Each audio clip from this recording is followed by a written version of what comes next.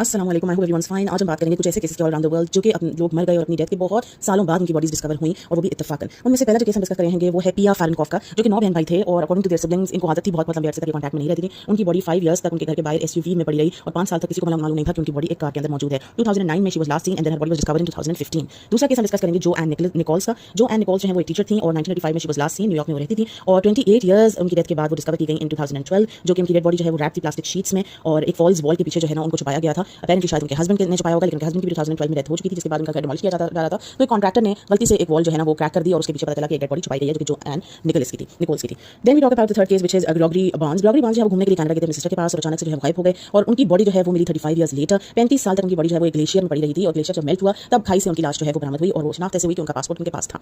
Later on जो है एक और केस हम डिस्कस करेंगे नैटली वुड का। नैटली वुड का ये केस सिडनी का है और 2004 में नैटली वुड जो है वो देखी गई थी और फिर 8 साल बाद 2011 में उनकी लाश जो है वो उन्हीं के बेड के पास नीचे जमीन पर पड़ी हुई मिली थी और इतनी ज्यादा वो गल सड़ गई थी। जो रिमेन्स थे कि वो जब कलेक्ट किए गए वो एक एशेज ही समझ लें एक तरह से बाकी थे, जो कि उनके लाइशें जो है वो 2 जार्स में ही सिर्फ फिट आ गए थे जो भी रिमेन्स उनके स्केलेटन के थे। उसके बाद बात करते हैं हेडविगा गोलिक की, जो कि क्रोशिया का किस्सा है। 42 इयर्स लेटर इनकी जो लाश है वो मिली थी और इनके रिमेन्स 42 इयर्स लेटर मिले थे और वो भी जब नेबर्स ने सोचा कि भाई इतने साल हो गए हैं इस अपार्टमेंट को खाली, तो they broke in and they found her there in front of a TV और एक चाय का कप भी उनके बराबर में पड़ा था। 1966 में उनको लाश देखा गया था और 2008 में जो है वो दरियाफ्त हुआ कि उनका इंतकाल हो चुका है।